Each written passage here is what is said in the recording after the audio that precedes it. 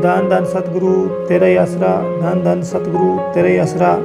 भगवान तेरा इंसान देख ले है कितना नादान, देख इसे तो झूठ सच की जरा नहीं पहचान।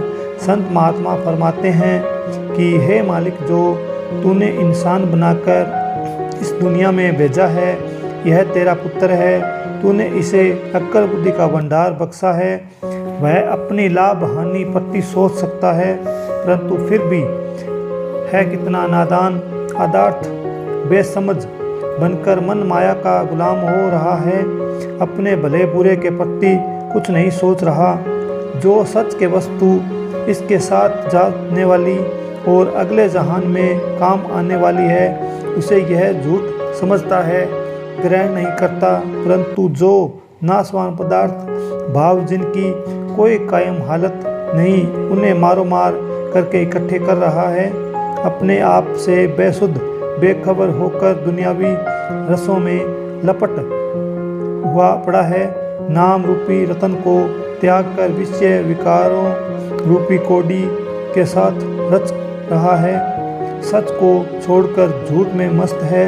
जो छोड़ जाने वाली वस्तु है उसे तो इकट्ठी करता है, परंतु जो इसके अंत समय का सहाई होगी उसे त्याग रहा है।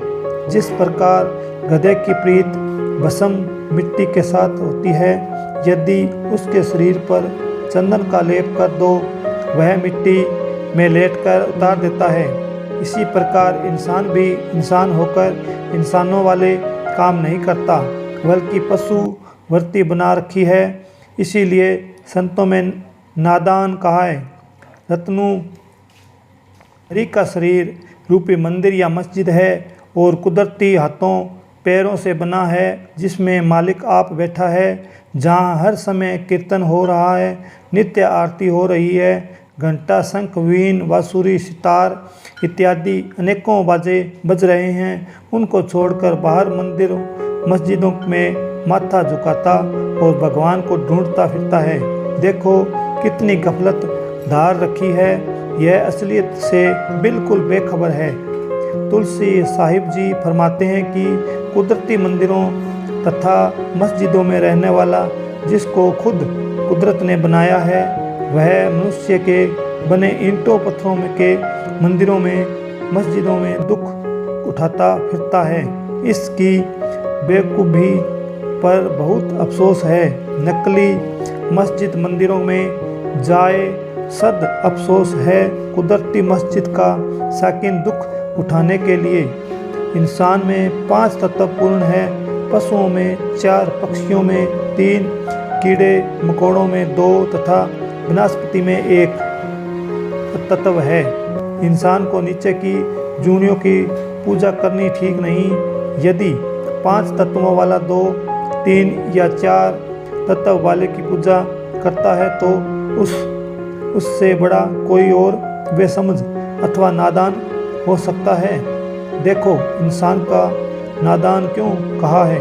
वह इसलिए कि पहले तो यह नाम जपने की ओर ध्यान ही नहीं देता, बल्कि विषय विकारों में लिप्त रहता है। दूसरा, यह अपना शरीर रूपी सच्चा मंदिर छोड़कर बाहर वाले मंदिरों में टक्करें मारता है।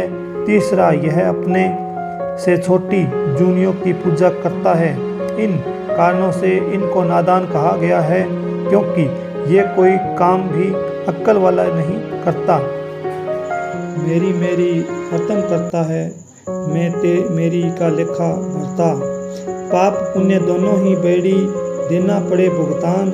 मनुष्य सारी आयु में करता रहता है। अर्थात यह वस्तु मेरी है, वह मेरी है और मैं ही अपनी शक्ति से सब कुछ कर रहा हूँ। किसी समय भी मालिक का शुक्राना नहीं करता। कबीर साहिब जी लिखते हैं कि मैं कहना तो बहुत बुरा है, भाव में मैं बहुत बुरी बला है। यदि हो सकता है तो अंदर से निकाल दो, क्योंकि रूई में कब तक आग लपेट रखी जा सकती है, आखिर वह रूई को जला देती है। इसी प्रकार शरीर रूपी रूई को मैं अथवा अहंकार रूपी आग जलाकर राख कर देगी। मैं बुरी बुला है सको तो निकसो भाग, कहे कबीर कब लग रहे रूई लपेट। पांचवें पातशाह जी गुरु अर्जन देव जी फरमाते हैं कि जो जीव अपने आप को कर्ता समझता है कि मैं करने वाला हूँ, वह बार बार जन्म लेता है और मरता है तथा दुनिया में भ्रमता रहता है। आगे फिर फरमाते हैं कि जीव यह समझता है कि सब कुछ मेरे द्वारा हो रहा है, तो इससे कोई सुख प्राप्त नहीं हो सकता। जब यह कहता है कि मैं सब कुछ करता हूँ, तो इस प्रकार का बार बार गर्भ में वास होता है और जन्म मरण खत्म नहीं हो सकता।